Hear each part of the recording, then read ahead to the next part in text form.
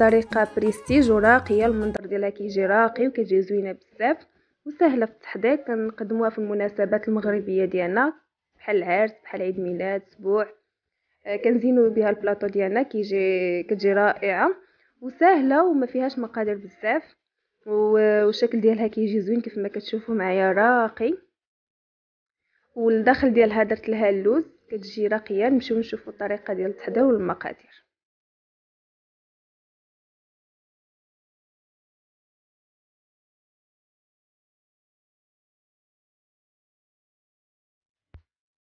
هنا في المقادير غادي نحتاجوا الكنافه. انا هنايا خديت 250 غرام ديال الكنافه. تبارك الله كتعطي كميه كبيره الكنافه، مع خفيفه ما كتوزنش. نحتاج هنا الكنافه. هنا عندنا الزبده شديت 150 غرام، ذوبتها وخليتها حتى رجعت نوازيط. بقيت كنخليها كذوب حتى نشفت من الماء اللي فيها.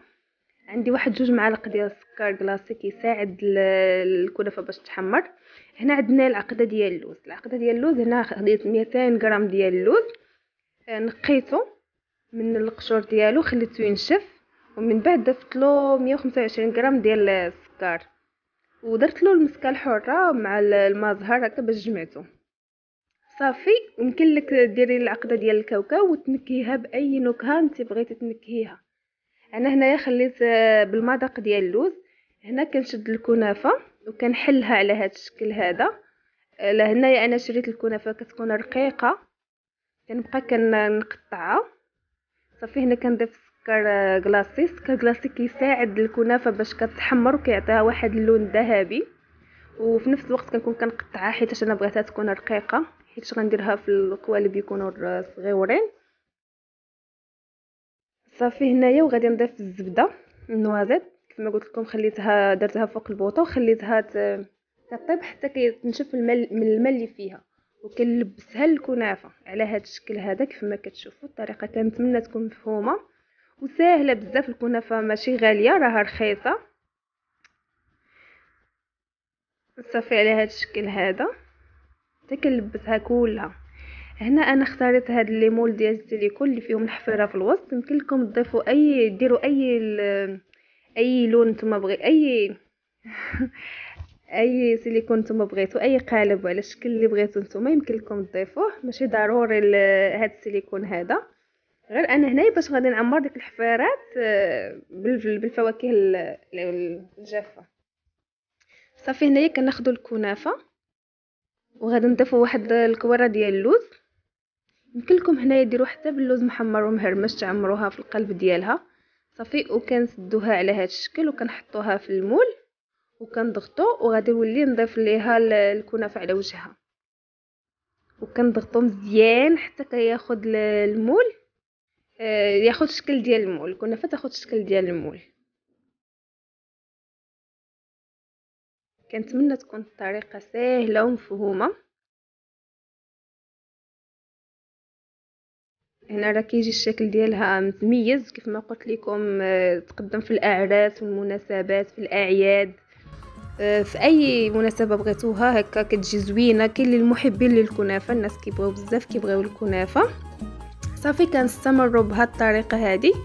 كنديروا اللوز في الوسط وكنغطيوها بالكنافه وكنضغطوا مزيان مزيان باش الكنافه تشد المول ديالها. ومني كنسالي كنشد معلقه وكنبقى هكا كنضغط عليها مزيان ونحاول ما نخليش ديك الشنيتفات خارجين منها. انا عارفه انكم مش هتفهموا مني حاجه بس الطريقه مفهومه صح؟ صافي كنبقى على هاد الطريقه هذه.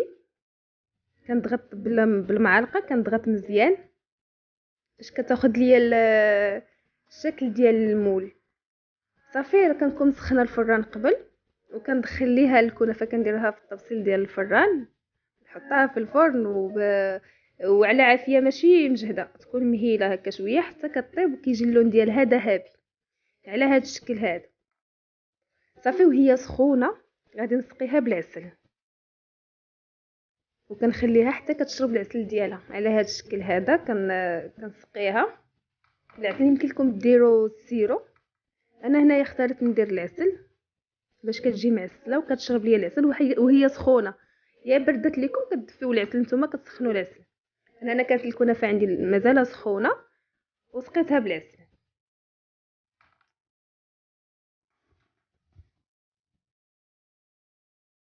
الشكل، المقادير ديالها ساهله، وكميه ديال الكنافه غير قليله، كتعطي واحد الكميه كثيره. انا عطاتني هذه الكميه هذه، ما درتش كميه كثيره وعطاتني هذه الكميه.